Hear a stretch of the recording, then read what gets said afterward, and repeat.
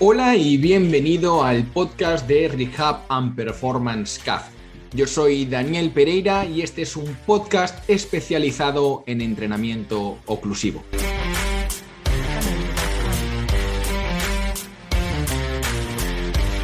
Bueno, como os decía, hoy tenemos a Roger en el podcast. Ha vuelto esta máquina del entrenamiento oclusivo. Un placer y, tío, gracias de vuelta por hacerte este hueco para venir al podcast. Bueno, yo encantadísimo. Ya hicimos la primera parte, la previa, y me quedé con el gusanillo ahí de seguir charlando contigo, que también tienes mucha experiencia en este ámbito. Y dije, ostras, si podemos seguir ampliando un poquito y aportando de forma humilde algo de valor a esta aparatología, pues adelante. Totalmente. Justo hablábamos de eso, de que cuando uno tira a buscar un poco información de entrenamiento oclusivo, faltan a lo mejor más casos prácticos, más casos del día a día, aplicaciones, problemas que uno se puede encontrar con la práctica, y uno de los motivos de que nos hayamos juntado para hacer este podcast es para ver una serie también de casos prácticos, que bueno, Roger se encuentra mucho más en la clínica que yo, los casos más divertidos, los míos no son tanto, y para que nos explique algunas cosas de esos casos prácticos, su aplicación, sus beneficios, el abordaje, la experiencia del paciente o del cliente, como lo queráis llamar, para que veáis pues, bueno, todas las posibilidades que puede tener pues, bueno, este tipo de herramientas. Pero bueno, lo primero que te quería preguntar, Roger, es ¿por qué te gusta el entrenamiento oclusivo? ¿Por qué te decidiste a utilizar esta herramienta? Bueno, yo creo que son dos preguntas a la vez de una, ¿vale? Yo empecé en su momento junto con uno de mis mejores amigos, que es preparador físico, ahora está estudiando medicina, pero bueno. Y empezamos a descubrir la aparatología del Blood Flow Restriction, aplicarla de forma propia, a ver qué clubes deportivos de importancia lo estaban aplicando, y a partir de ahí empezamos a descubrir y ver que había evidencia científica creciente. Y a partir de ahí dije, ostras, con lo que me gusta a mí, poder divulgar contenido de calidad y descubrir aparatologías nuevas, pues a partir de ahí empecé a profundizar y a descubrir cómo funcionaba. Y tal vez, ¿por qué me gusta más?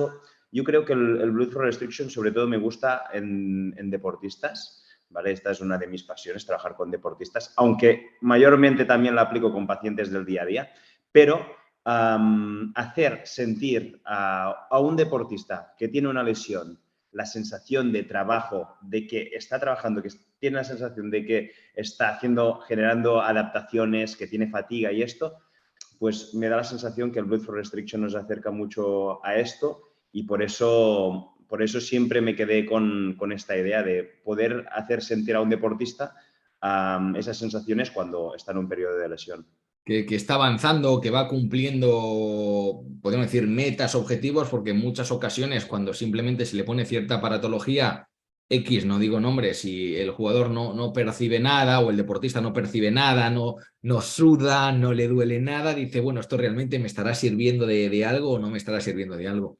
Y otra cosa que mencionaste cuando charlamos por WhatsApp y demás, que a mí pues me pareció súper interesante, dentro de mi desconocimiento también, obviamente, de la fisioterapia y demás, de las herramientas que se pueden utilizar, me hablaste de simplicidad, de un poco de sencillez. Y yo entiendo que en muchas ocasiones hay cierta aparatología que, además de ser muy costosa, requiere de mucha formación. Es decir, yo estaba entrenando a un jugador que es fisio y se había comprado un ecógrafo, y con el ecógrafo venía un curso y a ver cómo funcionaba todo y demás. Y dije, hostia, es que es complicado, ¿no? Y imagino que como eso, pues habrán máquinas cada vez más complejas, y a lo mejor el entrenamiento oclusivo lo que nos permite es, de una manera, entre comillas, sencilla, porque vamos a ver que tiene sus peculiaridades también, pues generar grandes resultados en los deportistas y en los pacientes sin necesidad bueno, de un conocimiento mucho más profundo de láseres, de herramientas mucho más caras.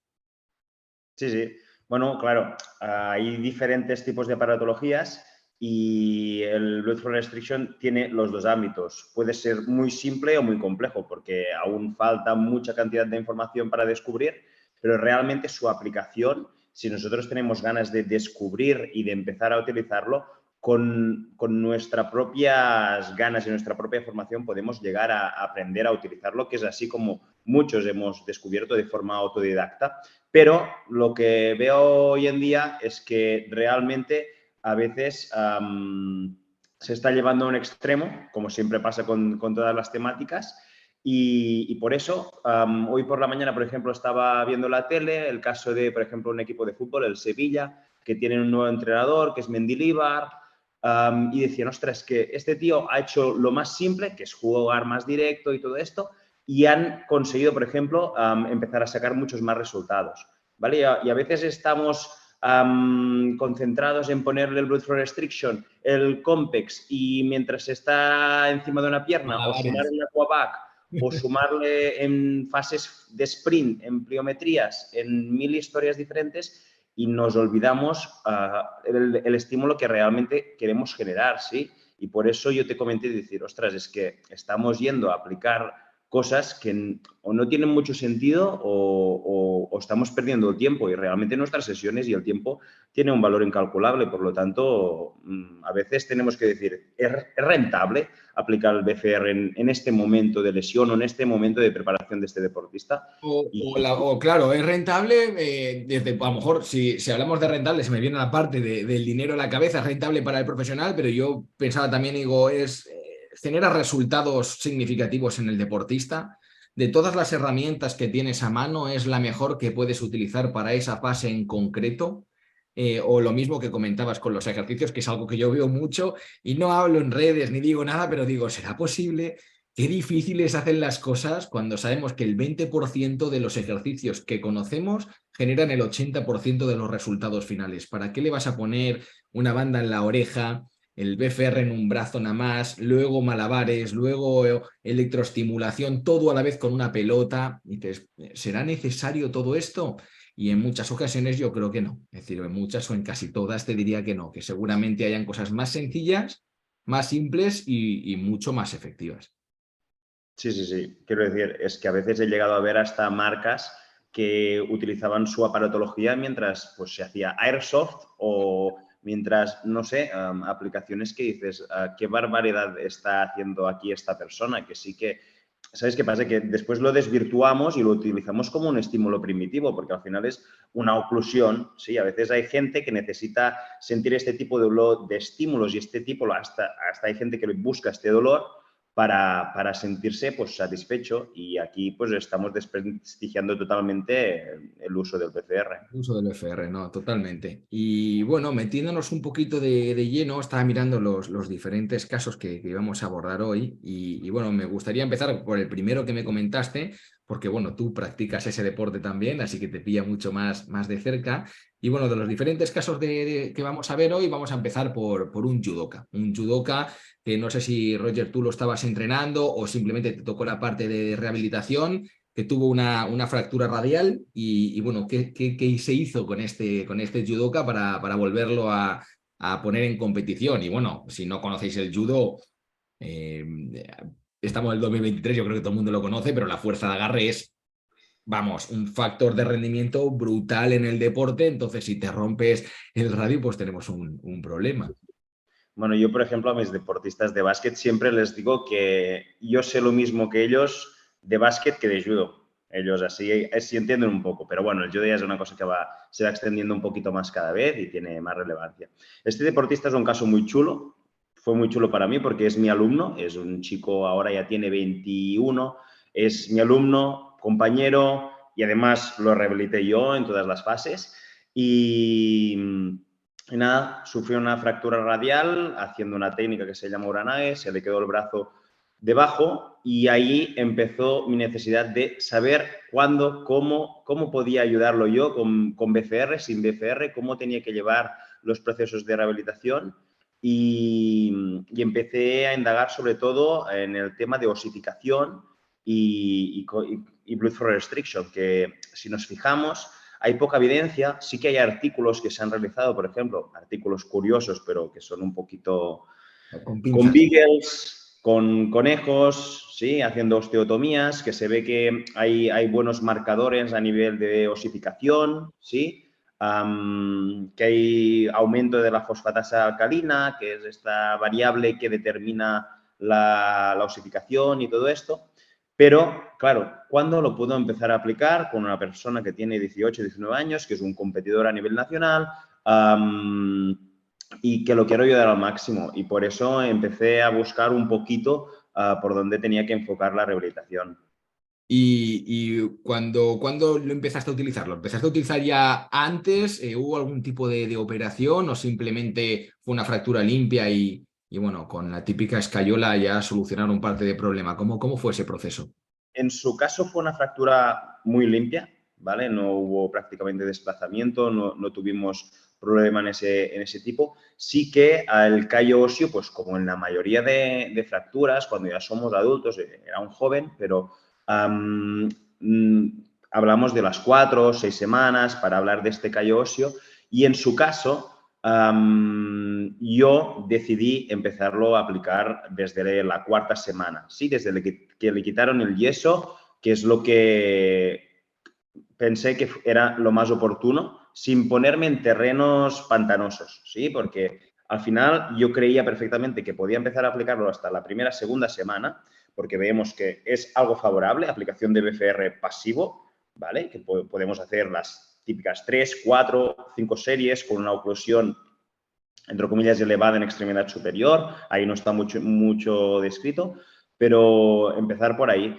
Y decidí ser cuidadoso, empezar a la 4ª semana y nada, creo que trabajé directamente tal vez las dos primeras sesiones con familiarización de las sensaciones y aplicación de Compex y BFR y a partir de ahí ya empezamos con un trabajo activo que fuimos progresando hasta su rehabilitación completa, porque él tuvo muy buena adherencia al tratamiento, es un tío ultra trabajador y como le pude proporcionar el BFR a nivel domiciliario, pues hacía muy bien su trabajo.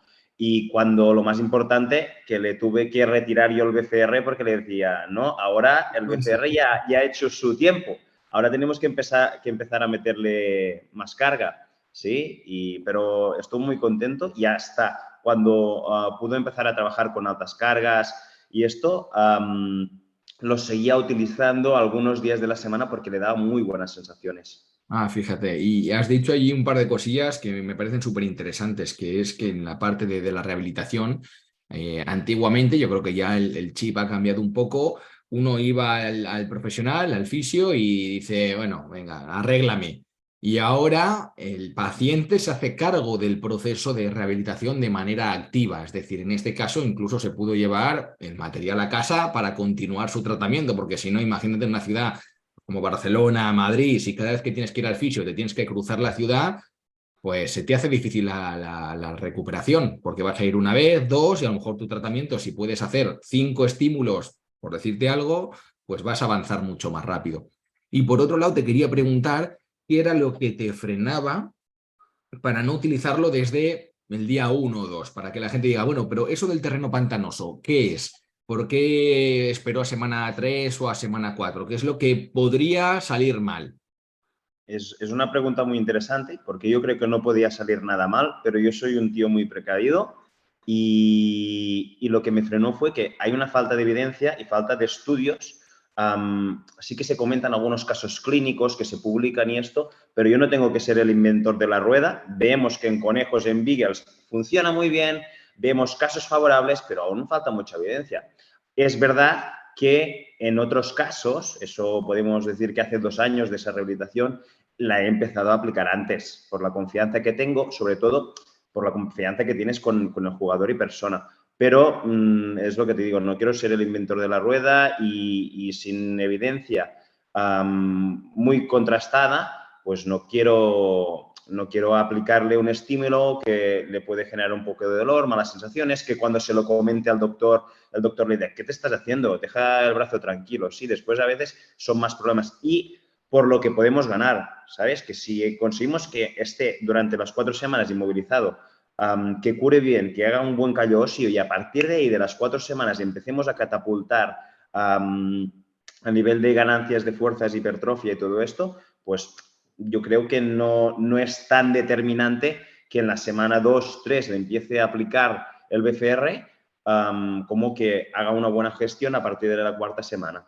Por eso decía un poco terreno pantanoso, pero bueno, ahora... Y yo justo como el tema del judo, yo pensaba, digo, bueno, es que también tienes todo, entre comillas, el tiempo del mundo para recuperarte. Si tuvieras los Juegos Olímpicos a la vuelta de la esquina, dices, tío, a mí yo salgo del hospital y me lo pones ya en el taxi, ¿sabes? Digo, para empezar lo antes posible porque tengo que llegar y nos la jugamos y nos la jugamos. Aquí cada uno toma al final sus decisiones y demás, pero por otro lado... Eso de no inventar la rueda o de no ser el primero, a mí me parece espectacular y yo soy igual porque yo personalmente prefiero dormir tranquilo. ¿Sabes? El otro día me decía, no, lo puedo usar en un niño de 8 o 9 años, lo puedo usar en una embarazada. No, yo a mis clientes se los pongo 1 hora y cuarto en el gimnasio, tanto en brazos como en piernas.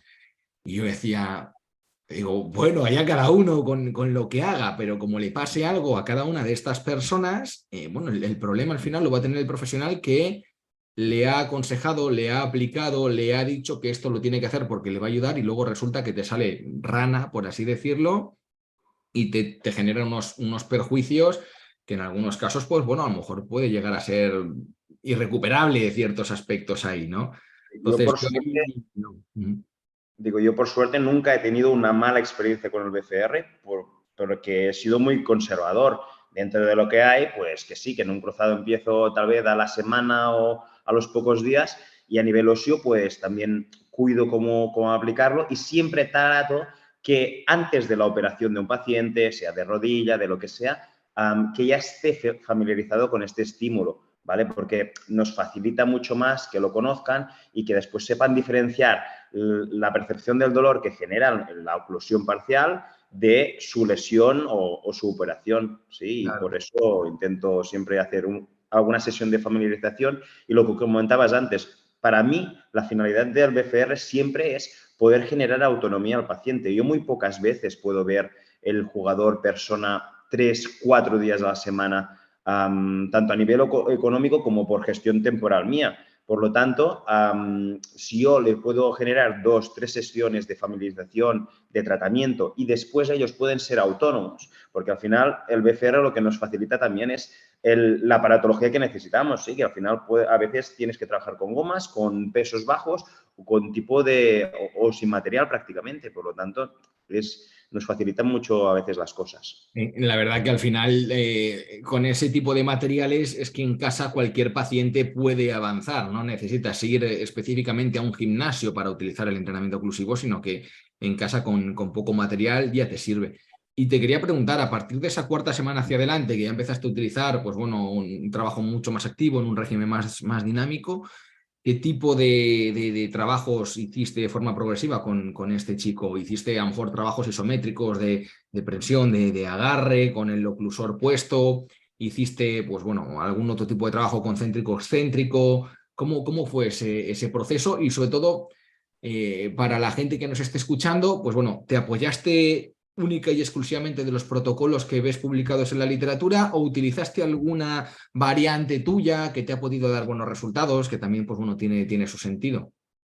Bueno, este punto es muy interesante. Yo creo que sí que hay el protocolo de Patterson establecido, pero podemos buscar muchas adaptaciones.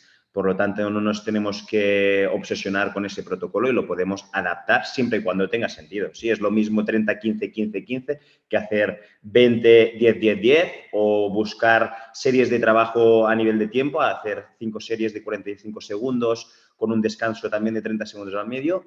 Y así empecé un poco. Yo siempre intento combinar estímulos. En su caso, pues iniciamos trabajo isométrico, 45 segundos, 5 series, descansando, haciendo una buena reperfusión después para que tuviera buenas sensaciones, ¿vale? Y a partir de ahí sumar excéntricos y concéntricos y después también alguna inestabilidad más dinámica. Pero a nivel de inestabilidades estoy hablando de capacidad de desestabilización desde una goma o que fuera capaz de realizar el ejercicio. No os imaginéis que lo ponía con el BCR encima de un bosu con los 2 brazos y esto, ¿vale? Pero sí que lo que le funcionó mucho a este paciente sobre todo fue a nivel de percepción de dolor y de trabajo, porque él llegaba a la fatiga con más facilidad, lógicamente con el BCR, y por eso Siempre trabajábamos con BCR. Él trabajaba 3-4 días por semana. Normalmente es como lo acostumbro a pautar yo. Lunes, miércoles, viernes, sábado, domingo. Y a partir de ahí, sus 20-25 minutos con 4 ejercicios. Entre cada ejercicio una reperfusión de minuto, 2 minutos aproximadamente. Y siempre intento combinar. También hicimos trabajo aeróbico a nivel de extremidad superior, cuando estuvo más avanzado, como remo, como con el ergómetro, para hacer un poquito de calentamiento inicial. Pero este tipo de trabajo a nivel aeróbico lo enfoco más, tipo con pacientes que aún les queda un dolor residual o esto. Pero bueno, como calentamiento, para decirlo de alguna manera, también creo que es beneficioso. Y a nivel isométrico, a nivel concéntrico, excéntrico, todo lo que nos podemos imaginar del trabajo de antebrazo y los protocolos pues, adaptables a las demandas que yo creía oportunas. Pero siempre acostumbro trabajar con este biomio que decimos de 2-1, la primera serie ir hasta 30 y después 15-15 o 20-10-10 o hacer, por ejemplo, series isométricas un poquito más largas la primera y después la última volver a ir un poco al fallo. ¿Sí? Y nada, pues esta al fallo a veces también la enfoco un poquito más a su percepción de dolor, que aquí sí que hay evidencia científica a nivel de rodilla, sobre todo en tendinopatía rotuliana, condromalalgia y esto, pero muy, muy flexible y adaptándome a las sensaciones del paciente. Perfecto. Y comentabas justo el tema del descanso, que haces una reperfusión de 1,5 minutos, 2 minutos, y a lo mejor en los protocolos te marca, pues, por ejemplo, 30 segundos de pausa entre un bloque de trabajo y otro bloque de trabajo. Esa reperfusión, quitas el manguito completamente, lo dejas puesto, porque bueno, en la literatura te sale una de cal y una de arena, ¿no? Entonces, ¿tú qué estás utilizando actualmente?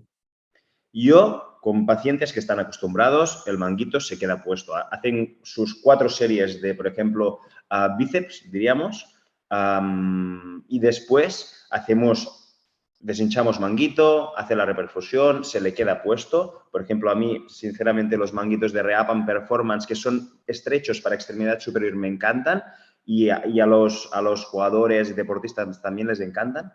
Y hacemos esto, aplicación de sus series, después deshinchamos, minuto, minuto y medio de descanso y volvemos con el siguiente ejercicio. No tengo la necesidad de sacarlo. Es verdad que cuando es el primer día, pues sí que bajo un poquito la presión. No, por ejemplo, en una pierna no empezaría con el 80% el primer día, ¿vale? Y también se lo quito para que tenga más buenas sensaciones. Es como cuando llegas a casa y te quitas las zapatillas, ¿no? Pues es algo más cómodo. Pero cuando ya estás familiarizado y ya confías en el terapeuta y en la herramienta, pues no es necesario. Por lo tanto, casi siempre se lo dejo puesto, a no ser que vea que ha sido una serie donde ha acabado muy exhausto y le quiero dar un poquito más de buenas sensaciones, de libertad, ¿vale? Pero normalmente siempre lo uso así. Totalmente. Yo lo hago igual y sobre todo también desde un punto de vista de la logística y los tiempos, porque si no, quítalo, ponlo, ajustalo, inflalo hasta arriba, vacíalo de vuelta a tope y estás ahí que al final, pues bueno, se te va un poco el tiempo de la sesión de entrenamiento y si estás un 1-1 igual no tienes tanto problema, pero como tengas varios deportistas o pacientes, pues bueno, que tengas que utilizar el dispositivo, pues ya te va a quitar un poquito más de tiempo. Y ¿qué diferencia encontraste tú entre, por ejemplo, este caso, que era una fractura, que hablamos, una fractura radial, con el siguiente caso que me decías que era una fractura desplazada no quirúrgica, cubital y radial? Es decir, el abordaje fue el mismo, fue diferente, era el mismo tipo de deportista, era otro judoka o practicaba otro deporte. No, en este caso era un jugador de básquet muy joven, también muy entregado. Estamos hablando de jugadores de básquet jóvenes, pero enfocados a nivel de élite, entre comillas, ¿vale?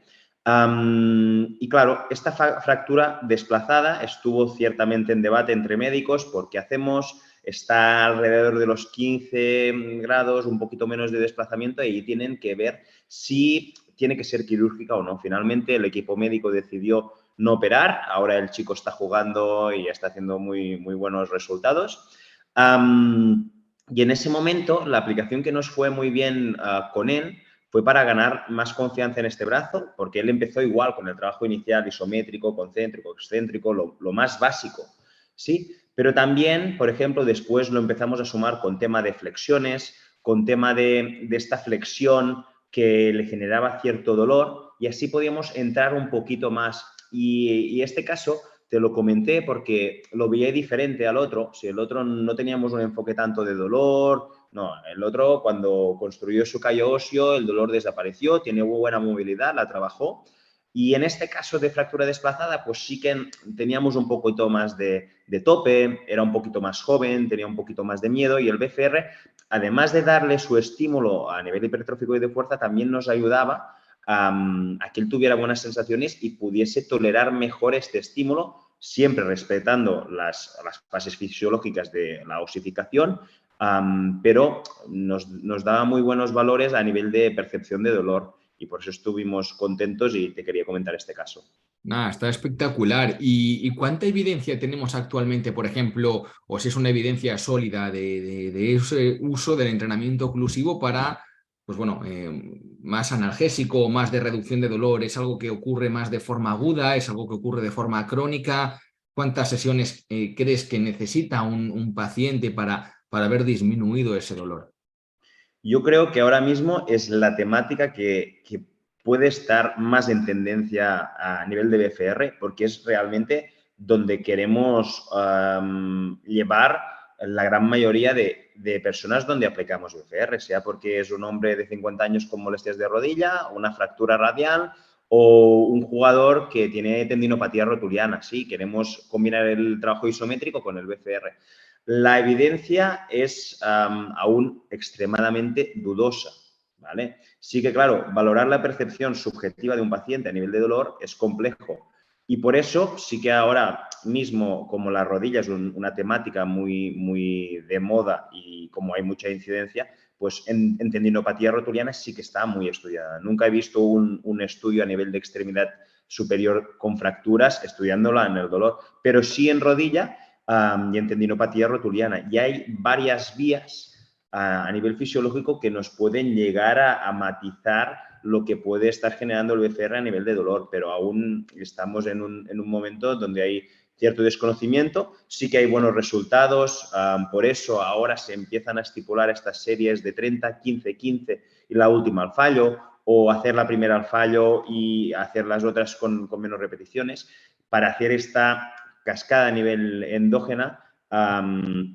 nivel de segregación de opioides y todo lo que nos proporciona, pero al final es hacer ejercicio, quiero decir, el ejercicio, si ya nos facilita esto, pues el BCR seguramente nos facilita este catabolismo y nos acelera este proceso. Por lo tanto, creo que en mi caso, por ejemplo, que ahora estoy haciendo mi doctorado, pues es un sitio donde veo que hay un hueco así de grande y dices, ostras, aquí realmente puede ser una aplicación más allá de la hipertrofia y la fuerza que el BCR se puede dirigir. Y que es una aplicación bueno, vemos la dificultad a nivel científico, ¿no? Pero a nivel diario de trabajo tú sí que la observas, es decir, tú sí que lo ves, el paciente te lo transmite que va mejorando. Sí, sí, por eso, bueno, al final son sensaciones también, pero valorar esta percepción subjetiva en los estudios también es complejo y por eso creo que necesitamos aún mucha evidencia. Yo ya lo aplico siempre enfocado a nivel de dolor. Al trabajar con jugadores de básquet profesionales o no profesionales, pues hay jugadores a los que se lo aplicamos preentrenamiento para estimular, reducir esta percepción de dolor, o hay jugadores que hacen su pauta de trabajo justo post-entreno o intentamos combinarlo de la manera que podemos, enfocado siempre a la disminución de dolor, sobre todo en rodillas, en tendinopatías rotulianas, en condromalgias y sobre todo en patología asociada a un sobreuso, como puede ser una tendinopatía u otros. También yo justo me reuní con David Bautista hace poquito, que tienen ahí un equipo de fisios y entrenadores donde sobre todo se centran en rodilla y me decía eso, que lo utilizaban antes de entrenar para esos pacientes que tienen todavía cierta desconfianza, cierta inseguridad y utilizarlo antes del entrenamiento para cuando luego tenían que hacer saltos o tenían que hacer algún tipo de ejercicio, pues bueno, ya el no sentir eso en la rodilla, pues les permitía un poquito más de soltura, de tranquilidad, de no tener miedo y al final eso es un paso más en tu recuperación, te permite tener mejores adaptaciones y por lo tanto, pues bueno, te liberas antes un poco del profesional que te está atendiendo. Sí, sí, bueno, en estas aplicaciones previas sí que no se tiene que llegar, en teoría, pues a esta fatiga, pero es que les da muy buenas sensaciones, esta sensación de swelling, que dicen en inglés, que es de hinchazón celular, de este trabajo muscular. Por lo tanto, es como si entrasen a pista, pero ya con muy buenas sensaciones de rodilla y con jugadores profesionales de básquet pues lo hemos estado aplicando y yo he visto muy buenas sensaciones en este tipo de jugadores y también a nivel no profesional a veces te lo piden incluso cuando ya no tienen dolor como trabajo preventivo. Y creo que realmente pues, puede ser una aplicación interesante y al final como el paciente puede ser autónomo y puede aplicarse su manguito a los 160 milímetros de mercurio de oclusión, hacer sus 3 series de squat con TRX, a hacer lo que sea, el trabajo que queramos proponer, pero creo que es una muy buena aplicación. Justo voy a preguntarte por esa parte que me decías de después de haber hecho el tratamiento, porque en este chico la progresión fue un poco diferente a la del judoka. Y luego, ¿en qué momento determinaste? Dices, bueno, ya está suficiente con el entrenamiento oclusivo, ya con el entrenamiento convencional vas bien, o ese jugador luego también es de los que te ha seguido pidiendo, dame un poco de esto, Roger, que me ha gustado. Ese jugador en cuestión, cuando yo le dije que teníamos que empezar a sumar altas cargas, hicimos la transferencia directa, no necesitó seguir con la familiarización y con el trabajo de BFR y nada, yo vi que iba tolerando muy bien los estímulos, que el médico nos había dicho que el callo óseo estaba perfecto, que aún no se podía sumar en entrenamiento, pero ya podía empezar a hacer algún trabajo más exigente y a partir de ahí ya fuimos dejando el BFR, sumando las cargas de forma progresiva y fue allí también cuando él, yo creo que normalmente cuando usamos el BFR pues sí que nos permite una catapulta inicial de trabajo de fuerza porque, bueno, si venimos de una atrofia, pues las Parado, claro. primeras 1, 2 semanas, 3 semanas de trabajo nos dan una buena catapulta. Después sí que se estabiliza todo un poquito más. Pero al quitar el BFR y empezar con las altas cargas, tuvimos una otra pequeña catapulta y tuvo muy buenas sensaciones. Y esto, quiero decir, nunca nos podemos estar pensando que el BFR es la única herramienta y tenemos que saber cuándo tenemos que avanzar y dejarla atrás, porque el trabajo con altas cargas tiene más beneficios a nivel general que el BCR, pero hay momentos donde tenemos este hándicap en la carga que nos aporta mucho valor el BCR. Sí, yo personalmente también lo veo igual y que luego hay momentos del año donde toca hacer una semana de descarga y puedes implementarlo. Es decir, hay que nutrirse de todas las herramientas, metodologías de entrenamiento que tengas a mano para ayudar a la persona. Y si alguna tiene su limitación y le tiene que pasar el relevo a la siguiente, pues se pasa el relevo y no hay ningún problema. Y ahora yéndonos un poco a lo que es tren inferior, sí que me gustaría ver el caso del jugador de básquet del ligamento cruzado anterior, que en muchas ocasiones me preguntan, Dani, me tengo que operar, ¿me merece la pena entrenar antes? ¿No me merece la pena entrenar antes? ¿Uso el entrenamiento oclusivo? ¿No lo uso? Tú en ese preoperatorio, ¿qué opinión tienes en estas circunstancias? En el preoperatorio, desde el momento donde ciertamente si tiene un edema muy grande a nivel de rodilla, nos esperamos unos días, que sea diagnosticado totalmente si tiene que pasar por operación, pero yo lo uso sin ninguna duda. Es uno de los momentos donde me gusta más usarlo y donde me da muy buenos valores. Y donde a nivel de evidencia científica también hay algunos artículos de Tramer, de Tina Zargi, que aportan buenos valores a nivel de capacidad de resistencia y a nivel de fuerza. Y yo lo empiezo a aplicar de forma prácticamente inmediata, porque pueden hacer mucho más trabajo que en la fase postoperatoria, porque aún no tienen estas contraindicaciones,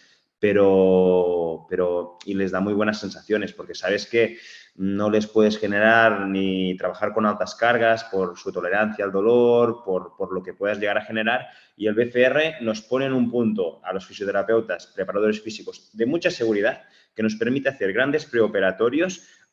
Y lo más interesante de mi perspectiva también es que siempre nos pensamos que esta atrofia iatrogénica que tenemos en el cuádriceps viene de un desuso durante las primeras semanas de postoperatorias, pero también tenemos que tener en cuenta de que se aplica un torniquete de 1 hora, depende de lo que dure la operación, más toda a nivel de medicaciones, etcétera, etcétera, en ese cuádriceps que nos dejan, pues, lógicamente, una inhibición del cuádriceps. Por lo tanto, lo que se está viendo es que si nosotros entrenamos este cuádriceps de forma preoperatoria con BCR, nuestro cuerpo está más adaptado a cuando después de la operación y durante la operación se aplica este torniquete, porque al final nosotros funcionamos a partir de adaptaciones. Si nuestro cuerpo está acostumbrado a esto, pues después es cuando funciona muy bien. Ahora una menor repercusión negativa. Pues justo eso que decías me parece súper interesante, porque al final si el protocolo te genera, pues bueno, esa pequeña isquemia y prepara la musculatura para la operación, pues bueno, es totalmente lógico que cuando llegue el momento de la operación ese cuerpo conozca esa situación, no suponga algo tan extremo y que luego no haya una desadaptación a nivel neural tan grande en ese cuádriceps. Y para el que nos esté escuchando y sea deportista, pues que sepa que luego de la operación te va a costar menos recuperar ese cuádriceps porque no habrás perdido tanto de ese componente neural. Y por otro lado, si tú llegas a la operación fuerte, llegas con un buen tono muscular, una buena masa muscular, unos buenos niveles de fuerza, pues obviamente si estás en tu prime y caes, estarás cerquita de recuperarlo. Ahora, si estás en el sedentarismo absoluto y caes más abajo de eso, pues ya te plantas en una situación de riesgo y de complejidad, que en el deportista no suele ocurrir, porque yo creo que el deportista enseguida que le pasa algo, entrenamos la otra pierna, dame oclusor, dame lo que sea y no para. Pero hay otros que dicen, ostras, me he jodido la rodilla, ¿ahora qué hago? No hago nada hasta que no me den el alta. Y son semanas y semanas de oportunidades perdidas para realmente ponerse fuerte y ponerse bien. Y tú en Esto estos casos, ¿qué protocolos utilizas? ¿Utilizas los mismos casos que en los casos anteriores o tienes un abordaje diferente? utilizo prácticamente los mismos protocolos. Ya te lo he dicho, yo soy muy, muy simple y No, trato de buscar. no, si lo sé yo igual, pero para que la gente diga, no, es que como Sí, ahora sí. son las piernas, igual es No, diferente. No, no, es no, decir, no. Como siempre, hago una familiarización con el estímulo, utilizando presiones más bajas. A partir de ahí voy progresando a nivel de presiones y también a nivel de intensidad y de carga. ¿Sí? Empezando por cargas más tolerables, pero cuando puedo sumar directamente ya trabajo con, por ejemplo, pues, en una rodilla, en un cruzado que se tiene que operar y puedo empezar en forma preoperatoria, pues sumar algo de carga, sea con un leg extension o con lo que vea factible, pues empiezo casi desde el día 1 y sin mucha idea de, bueno, ¿qué voy a hacer? ¿30-15-15 o cómo lo voy a hacer? Normalmente, lo más sencillo, como es lo más utilizado, utilizo 30-15-15-15. Pero muchas veces también pauto trabajo de subir y bajar escaleras, por ejemplo, con meniscos, cuando a partir de podríamos decir, la semana 8, 9, ya tenemos que empezar, por ejemplo, en un menisco con sutura, ya tenemos que empezar pues, a hacer bastante trabajo a nivel de subir escaleras, empezar a poder bajar alguna con comodidad y con más control, sobre todo de cuádriceps. Pues ahí pues hago 4 series de subida de escaleras, cuento cuántas escaleras tiene, trato de hacer un mini protocolo para hacer 3-4 series de subidas y bajadas de escaleras y también pues hago 4 subidas de escaleras, 3 subidas de escaleras la segunda serie y 2 y 2, ¿vale? Y trato de que siempre sea la pierna afectada la que suba primero para ir haciendo este trabajo también a nivel de fuerza e hipertrofia, aparte de todo lo que trabajábamos además. Y lo que te quería comentar también es que, claro, el cruzado es una operación extra conocida y extra estudiada, pero nos pasa esto que no hacemos preoperatorios prácticamente de prótesis de rodillas, ni preoperatorios a veces el menisco, que a veces tiende a ser algo más de deportista amateur, jugador de pádel de 40, 50 años, tranquilo, que se ha lesionado el menisco y no le da mucha importancia hasta que tiene que pasar por el quirófano, tiene una atrofia general de las dos piernas, sobre todo de la afectada, y después, claro, revertir esto nos es muy difícil. Y por esto también a nivel de prótesis es un tema donde no he aplicado nunca, pero me parece muy interesante porque la evidencia científica también es muy favorable a nivel de adulto mayor, para decirlo de alguna manera, sobre todo en sarcopenia o en este tipo de patologías de este sector. Y creo que realmente podrían dar un plus a este tipo de pacientes siempre y cuando el médico lo vea bien y no tengan contraindicaciones, pero al final es que tendríamos que hacer preoperatorio de la mayoría de patologías que nos dejaran. Claro, yo creo que cualquier operación o situación en la que por obligación médica vayas a estar pues en reposo o con un miembro, una extremidad inmovilizado, es que te va a tocar hacerlo. Yo creo que la principal diferencia que podemos encontrar entre un abordaje convencional con un entrenamiento tradicional y los protocolos de entrenamiento oclusivo, yo creo que el primero es el ponerte en una situación donde te vas a ver igual en quirófano, que eso me parece súper interesante para que el cuerpo se vaya acostumbrando, y que el oclusivo en muchas ocasiones donde tal vez pues tienes la flexión limitada o la extensión limitada y no puedes hacer un trabajo en régimen normal para realmente potenciar y fomentar esa ganancia de masa muscular, pues lo puedes hacer con esto. Pero que te tienes que poner fuerte antes de la operación es impepinable, es decir, eso lo tienes que hacer.